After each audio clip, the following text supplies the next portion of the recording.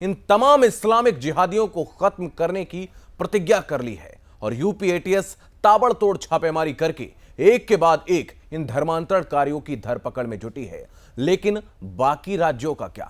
बाकी राज्यों की अगर हम बात करें तो उत्तर प्रदेश के अलावा हरियाणा, दिल्ली, पंजाब समेत देवभूमि उत्तराखंड भी इन जिहादियों की रडार पर है। आखिर कब वहां इन जिहादियों के खिलाफ यूपी की तरह कार्रवाई होगी, इस पर भी हम बात करेंगे।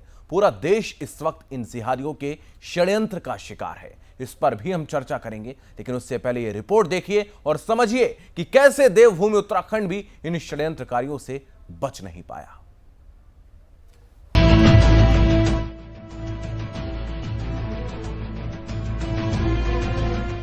धर्मांतरण जिहाद ये शब्द एक दिन में ही सबसे चर्चित शब्द नहीं बन गया, बल्कि कई दशकों से देश के इस्लामीकरण की कोशिशें जारी हैं। दिन प्रतिदिन मुसलमानों की जनसंख्या यूं ही नहीं बढ़ती चली गई। इस षड्यंत्र को पूरा करने के लिए इस्लामिक जिहादियों ने लंबा चौड़ा खाका खींच रखा है। हर तरह से अपने जनसंख्या जिहाद के जघन्य षड्यंत्र को पूरा करने के लिए जिहादियों ने बड़े पैमाने पर अपना नेटवर्क फैला रखा है। और यह सिर्फ भारत तक ही सीमित नहीं है, बल्कि इसके तार पोलैंड, अमेरिका, जर्मनी, पुर्तगाल और ब्रिटेन तक जुड़े हैं। भारत में भी इनकी जड़ें सिर्फ यूपी तक ही नहीं हैं, बल्कि हरियाणा, दिल्ली, पंजाब होते हुए उत्तराखंड तक जा पहुंची हैं। गिरफ्तार मौलाना उमर गौतम का बेटा आदिल 2008 से 2010 तक नैनीताल के अमतुलस पब्लिक स्कूल में पढ़ा है और जिस इस्लामिक स्कूल में उमर ने आदिल को भर्ती करवाया, वहां उसका बड़ा दबदबा था। और उमर गौतम ने भी 1982 में उत्तराखंड में ही पढ़ाई की थी और उत्तराखंड में ही श्याम प्रताप गौतम से उमर गौतम बना था। तो आप सोच सकते हैं कि उत्तराखंड में धर्मांतरण का काला खेल 2 दशकों से भी ज्यादा वक्त से चल रहा है। उत्तर प्रदेश में तो इसके खात्मे के लिए सीएम योगी पूरी तरह से प्रतिबद्ध नजर आ रहे हैं और यूपी एटीएस ताबड़तोड़ छापेमारी कर रही है। लेकिन देवभूमि उत्तराखंड समेत बाकी राज्यों में कार्रवाई कब होगी, ये बड़ा सवाल है। सुदर्शन न्यूज के लिए शुभम त्रिपाठी की रिपोर्ट।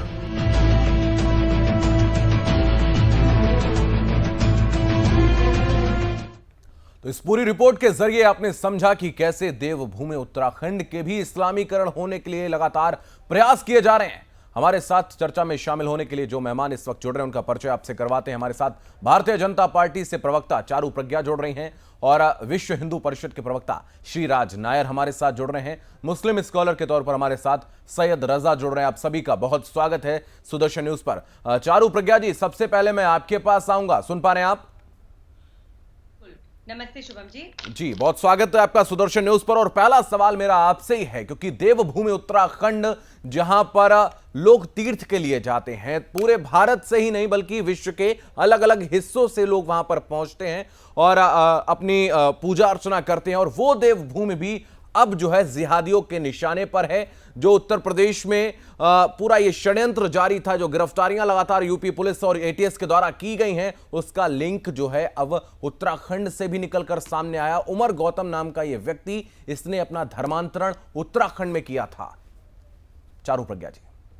जी शुभम जी, अभी हम उत्तराखंड की देवभूमि की बात कर रहे हैं, लेकिन असलियत यह है कि देश का कोई भी कोना हो, चाहे वो उत्तर प्रदेश हो, उत्तराखंड हो, राजस्थान हो, छत्तीसगढ़, झारखंड हो या बिहार हो, ये धर्मांतरण का काम बहुत लंबे समय से चलता आ रहा है।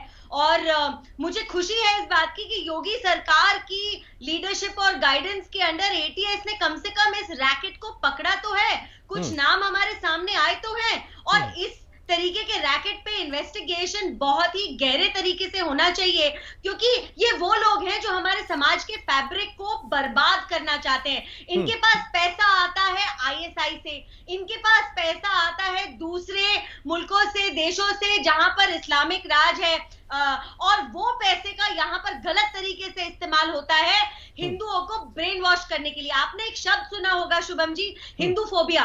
हम हिंदू फोबिया का बहुत इस्तेमाल करते हैं, कहते हैं कि हिंदुओं से डर है, मैं ये बोलूंगी हिंदुओं से डर नहीं है, हिंदुओं से नफरत है। हमें हिंदू फोबिया नहीं कहना चाहिए, हमें हिंदू सीमिया कहना चाहिए। ये नफरत से लेकिन एक प्रश्न यहां पर जो पूरी रिपोर्ट में भी आपने समझा, जो प्रश्न हम कर रहे हैं, सुदर्शन कर रहा है, वो प्रश्न यही है कि यूपी में तो योगी आदित्यनाथ चूंकि एक संत हैं और वो संत इस वक्त पूरी तरीके से प्रतिबद्ध नजर आ रहे हैं, वो इस वक्त कार्रवाई करवा रहे हैं, यूपी एटीएस लगातार ताबड़तोड़ छापेमारी कर रही है, बाकी राज्य क्यों मौन है इस वक्त? और उत्तराखंड में भी तो आपकी पार्टी का ही शासन है, वहां से लगातार इस तरीके की धरपकड़ की ना तो खबरें आ रही हैं। शुभम जी देखिए, ये जो पहला रैकेट पकड़ा गया है इसमें 1000 से ज्यादा नाम ऐसे लोगों के निकले हैं जिनको या तो पैसे देके, कोई सामान देके, कोई लालच देके या डरा के धमका के जिनका धर्म परिवर्तन करा गया हो। लेकिन जैसे जैसे खुलासा होता जाएगा और उत्तर प्रदेश से अब जैसे हम उत्तराखंड तक आए हैं, ये कड़ी बढ़ती जाएगी और सब जगह ये इन्वेस्टिगेशन होगा। मुझे तो सुनकर हैरानी होती है इन लोगों की सोच पर कि ये खुद जो गौतम है, ये किसी जमाने में शाम होता था, आज मेयर हो गया है, एक कविता को गजाला बना दिया है, एक प्रवीण को अब्दुल बना दिया है, और बड़े पैमाने पर धर्मांतरण हो रहा है। जी, मैं वापस आपके पास आऊंगा सैयद रजा, मैं चारुप्रज्ञा जी, मैं वापस आपके पास आऊंगा। सैयद रजा हमारे साथ जुड़े हैं, मुस्लिम स्कॉलर हैं। सैयद रजा, जिस तरीके से इस पूरे धर्मांतरण के रैकेट का जब खुलासा हुआ तो एक नाम जो सामने आया, जाकिर नाइक, और वो नाम सुनने के बाद ही सारी चीजें स्पष्ट हो गई कि कैसे जाकिर नाइक जैसा एक आतंकवादी जो कि भारत में धर्मांतरण की दुकानें चलाता था, यहां जब उसके ऊपर सवाल उठाए सुदर्शन न्यूज ने, उसका सच देश के सामने रखा, तो वो गद्दार जाकिर नाइक देश छोड़कर भाग गया। आज उसके साथ भी तार इसके जुड़े हुए बताए जा रहे हैं। सैयद रजा, पहले तो मैं सबको नमस्कार, अतिथियों को नमस्कार और आदाब करता हूं। देखिए, भारत में हम रहते हैं, सभी जाति वर्ग के लोग रहते हैं और इस भारत में आपसी भाईचारा के साथ रहते हैं। मजहब नहीं सिखाता आपस में बैर रखना। हिंदी है, हम वतन है, हिंदुस्तान हमारा। और मैं मेरे दोनों गेस्ट आपके जो आए हुए हैं उनको ये कहना चाहता हूं कि जाकिर नायक क्या था और आज जो धर्म परिवर्तन पर जो बात की जा रही है, मैं आपको ये बता दूं, इस्लाम, थोड़ा सा देखिए, जल्दी जल्दी बोलिए, सीमित समय है, सोचकर ना बोलिए, थोड़ा सा जल्दी बोलिए। इस्लाम जबर का मजहब नहीं है। इस्लाम में कोई जबरदस्ती मजहब को ग्रहण नहीं कराया जाता है। अच्छा। और जो लोग गलत कार्य, गलत गतिविधियों में लिप्त हैं, अगर गलत कार्य कर रहे हैं तो उनको सजा मिलनी चाहिए, उच्च स्तरीय जांच होनी चाहिए। बिल्कुल, जांच हो रही है, उनके खिलाफ कार्रवाई हो रही है, लेकिन बहुत सारे ऐसे लोग भी हैं जो इनको बचाने के लिए, जो इनको लीगल सपोर्ट देने के लिए भी तैयार बैठे हैं। परिवर्तन करवा रहा है किसी का, हाँ, तो हमारे देश में मैं इस चीज की बिल्कुल निंदा करता हूं कि धर्म परिवर्तन नहीं होना चाहिए।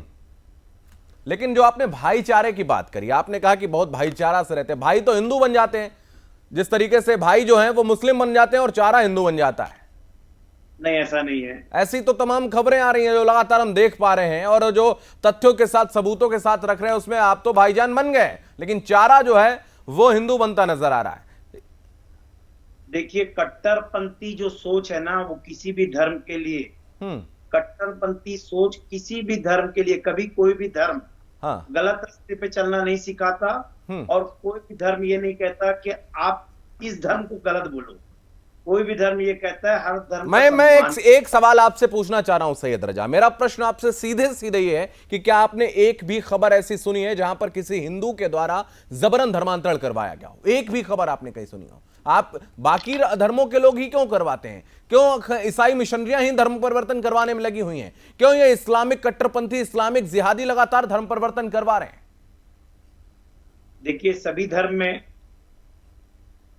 कोई खराब लोग नहीं रहते हैं, सभी अच्छे लोग रहते हैं। आपको मैं बता दूं, हमारे हिंदू धर्म में भी अच्छे लोग रहते हैं, मुसलमान धर्म में भी अच्छे लोग रहते हैं, ईसाई धर्म में भी अच्छे लोग रहते हैं। सारे के सारे अच्छे होते हैं, मगर कुछ अपवाद लोग अगर गलत कार्य कर रहे हैं, उससे उस बात को लेकर उसको पूरे समाज को जोड़ना, ये मैं इस बात को गलत हूँ। देखिए, पूरे समाज को कोई नहीं जोड़ता है। ज्यादातर जो लोग हैं, जो सोच है, मैं उसी को ही सामने रख रहा हूं। जब बहुसंख्यक ही वो है तो उसके लिए क्या किया जा सकता है। हमारे साथ शिराज नायर साहब जुड़े हैं, विश्व हिंदू परिषद के प्रवक्ता हैं। नायर साहब, मैं आपके पास आऊंगा। जैसा कि सैयद रजा भाईचारा की बात कर रहे थे, भाईजान तो हमेशा से सही रहता है। उनकी जनसंख्या आप देखिए लगातार बढ़ती जा रही है। जिस भी इलाके में आप जाइए वहां पर आप देखिए लगातार जिस तरीके से जनसंख्या वृद्धि हो रही है, आप देख सकते हैं, आंकड़े उसके गवाह हैं। 9 राज्यों में हिंदू जो है वो अल्पसंख्यक हो गया है। वो 9 राज्य आपने देखे हैं। लेकिन अगर हम देखें इस वक्त लगातार जो धर्मांतरण करवाया जा रहा है वो किसके द्वारा करवाया जा रहा है? आपके सामने तस्वीर है। भाईजान जो है वो खुशी है, लेकिन जिस तरीके से चारा जो है वो हिंदू बनता जा रहा है। देखिए शुभम जी, ये जो धर्मांतरण का विषय है ये आज का नहीं है। ये पिछले 800 साल से हिंदू समाज भुगत रहा है। हम सब जानते हैं, अरब से कुछ आक्रांता तो चंद मुट्ठी भर लोग ही आए थे, और आज इस्लाम ने भारत के करीब 60-70 करोड़ लोगों को निगल करके अपने आप को मोटा था। पूर्वज हिंदू थे, चंद अरबी आक्रांता आए थे। तो ये जो केवल धर्मांतरण का विषय नहीं है, धर्मांतरण ने आखिरकार राष्ट्रांतरण का विषय लिया है, हो गया है। ये जो डेमोग्राफी जैसे बदलती है वैसे वैसे हमारे देश के टुकड़े हुए हैं। तो यहाँ केवल धर्मांतरण नहीं, आज भी जो है ये राष्ट्र की सिक्योरिटी, राष्ट्र की सुरक्षा से इसका सीधा संबंध है। तो ये जो धर्मांतरण करने वाले जो आतंकवादी है, इनको आतंक की श्रेणी में रखना चाहिए, और इनको जो कड़ी से कड़ी सजा, टाड़ा जैसी के लॉ के अंतर्गत इनको सजा देनी चाहिए। तो ये केवल और केवल धर्मांतरण नहीं है, ये सारे लोग हम सब जानते हैं। आज के भारत के मुसलमान अरब जाते हैं तो ना वहां लड़की से शादी कर सकते हैं, ना वहां जमीन खरीद सकते हैं, ना वहां नागरिकता प्राप्त कर सकते हैं। इनको दूसरे या तीसरे दर्जे का इंसान माना जाता है। और ये तो हम तो चाहते हैं कि ये सब अपने पूर्वजों के धर्म में पुनः वापस आ जाए। ये जो जिंदगी जी रहे हैं, ना इनको ना नौकरियां हैं, और ये हमेशा आरक्षण मांग रहे हैं। इस्लाम कबूल, ठीक है राज नायर साहब, मैं वापस आता हूं, आपसे ही शुरुआत करूंगा। वक्त एक छोटे से ब्रेक का है, फौरन लौटेंगे। आप देखते रहिए सुदर्शन न्यूज।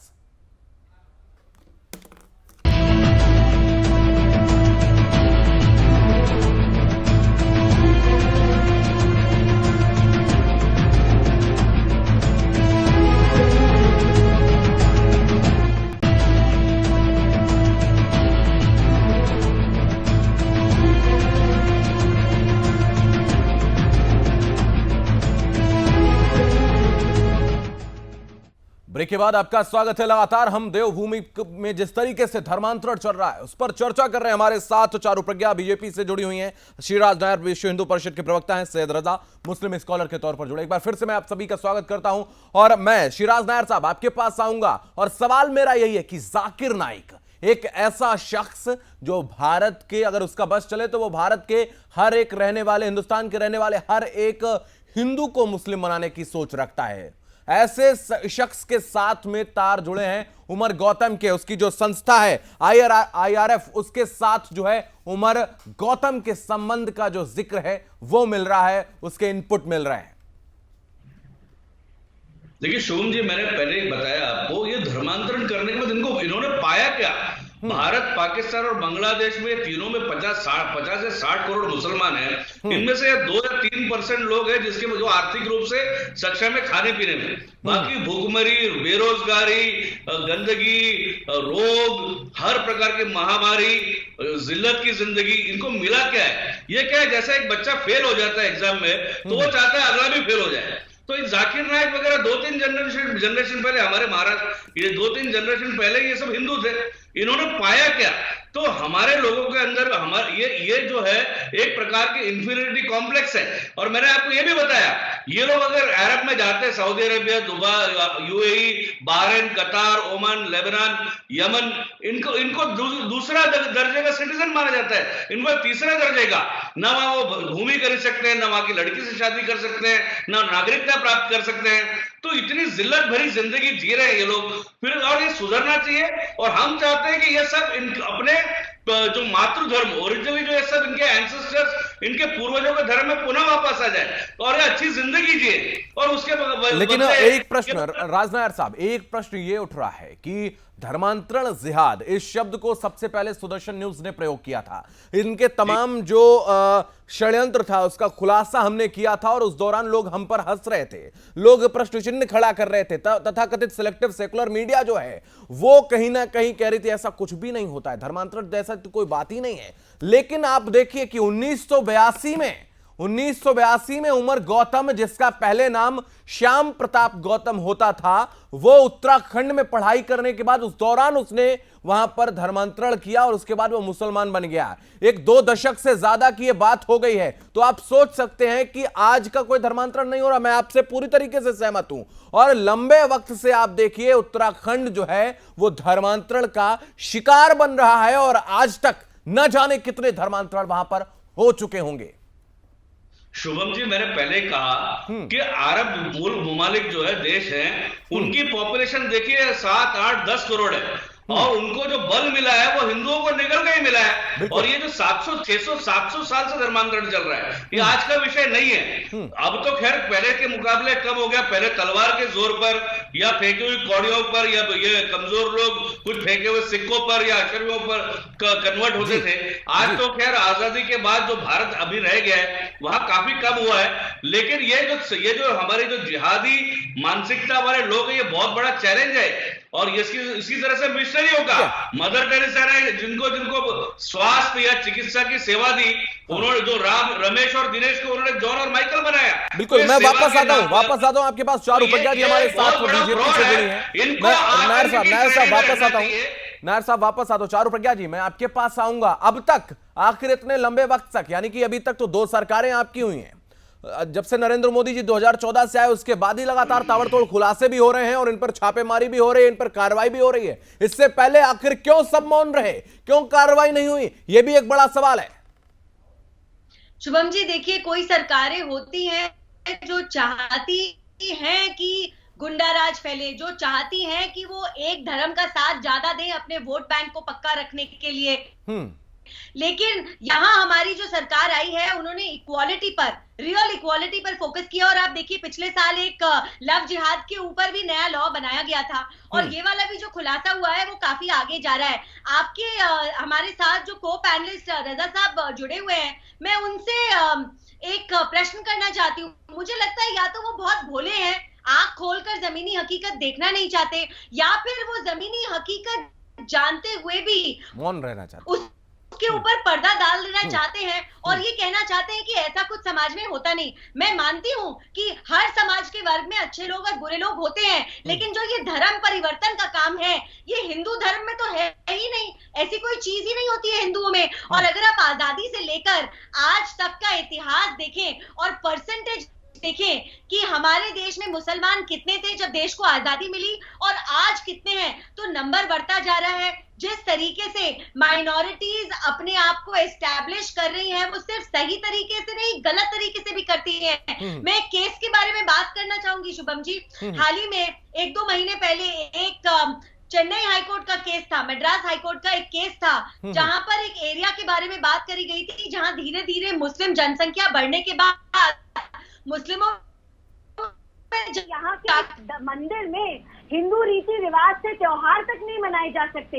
वो केस हार गए थे वहाँ के मुसलमान। पर बात यह है कि ये सोच कहाँ से आती है, बात यह है कि इनके दिमाग में इस तरीके की बातें कौन डाल रहा है और इस तरीके के कामों को आगे बढ़ाने के लिए इनके पास पैसा कहाँ से आता है। ठीक है, ये बहुत बड़ा सवाल है। जैसे लोग या ISI जैसे लोग पैसा हमारे देश में भेज रहे हैं, तो इसका खुलासा होना चाहिए और ऐसे लोगों को एकदम पकड़ लेना चाहिए। बिल्कुल, ये बहुत बड़ा सवाल है। सैयद रजा साहब मैं आपके पास आऊंगा, चूंकि धीरे धीरे समय जो है वो पूरा हो रहा है कार्यक्रम का, मैं आपके पास आऊंगा और प्रश्न यही है कि आखिर आपको कभी कभी शर्मिंदगी क्या महसूस नहीं होती है कि आपकी कौम, जिसको आप शांति दूत बताते हैं अपने लोगों को, आप कहते हैं कि सबसे शांति का मजहब है इस्लाम, लेकिन आप चारों तरफ देखिए, अगर आतंकवादी कोई है तो आतंकवादी की अगर तस्वीर भी सबसे पहले जहन में आती है तो तस्वीर वो होती है टोपी और दाढ़ी वाले की तस्वीर। अगर आप देखिए कि कहीं पर धर्मांतरण हो रहा है तो सबसे पहले जहन में कोई नाम भी आता है और आप देखिए धरातल पर कौन आता है तो वो कोई ना कोई इस्लामिक व्यक्ति ही होता है। आखिर क्यों ऐसा? देखिए मैंने प्रज्ञा जी की पहली बात का जवाब दे दूं। उन्होंने कहा कि भोले हैं या तो समझदार होने के बाद भी वो भूलना नहीं चाहते। और दीदी मैं बता दूं कि इस्लाम, मैंने पहले ही शब्द कहा कि इस्लाम जबर का मजहब नहीं है, जबरदस्ती किसी को इस्लाम थोपा नहीं जाता है। पहली बात तो आप ये नोट करें। और दूसरी बात ये है कि जो गलत कर रहे हैं, जो अपराधी हैं, उनको मैंने पहले भी कहा कि जो जिस तरह जांच होनी चाहिए। मैंने ये नहीं कहा कि भैया वो नहीं करना चाहिए, ये नहीं करना चाहिए। मैंने ये कहा कि अगर अपराधी हैं तो उनको उच्च स्तरीय जांच कर और दोषियों को सजा मिलनी चाहिए। लेकिन आपके ही मजहब के तमाम उलेमा, मौलाना और मुफ्ती जो है उनकी तरफदारी करते हैं, उन्हीं के सपोर्ट में खड़े हैं आज। सर देखिए, मैं अपनी बात बता सकता हूं आपको, किसी की व्यक्ति विशेष की राय मैं आपको नहीं बता सकता, मैं अपनी राय बता सकता हूं। इसकी क्या राय है, वो जितने मौलवी हैं वो अपनी राय दे सकते हैं, है ना। मैं अपनी राय बता रहा हूं। बोलिए। जिस प्रकार से इस्लाम कहता बस है, आपके पास 30 सेकंड, जल्दी बोलिए। हाँ। जिस प्रकार इस्लाम कहता है कि आपका सगा भाई किसी देश में रहता है और आप किसी देश में रहते हो, और दोनों मुल्क का झगड़ा होता है और आप दोनों भाइयों का आमना सामना होता है, तो आपका भाई का वध कर, अपने भाई की वध कर अपने देश की हिफाजत करना है, ये इसका नाम। ठीक है, ये जमीन पर कितना नजर आता है ये भी बहुत देखने वाली बात होगी। बहुत धन्यवाद सैयद रजा आपका हमारे साथ जुड़ने के लिए, नायर साहब और चारू प्रज्ञा जी आप सभी का जुड़ने के लिए बहुत धन्यवाद। तो प्रश्न यही उठता है कि क्या सिर्फ देवभूमि नहीं बल्कि देश के तमाम राज्य, चाहे हम उत्तर प्रदेश की बात करें, पंजाब की बात करें, हरियाणा की बात करें या दिल्ली की बात करें, एक के बाद एक धर्मांतरण का शिकार होते चले जा रहे हैं। और भारत के देश के 9 राज्यों में हिंदू अल्पसंख्यक हो गया है और धीरे धीरे यह संख्या यूं ही बढ़ती रहेगी अगर आज कार्रवाई इन पर नहीं हुई। इस खास कार्यक्रम में फिलहाल इतना ही। देश और दुनिया की तमाम महत्वपूर्ण खबरों के लिए आप लगातार बने रहिए सुदर्शन न्यूज के साथ। जय हिंद।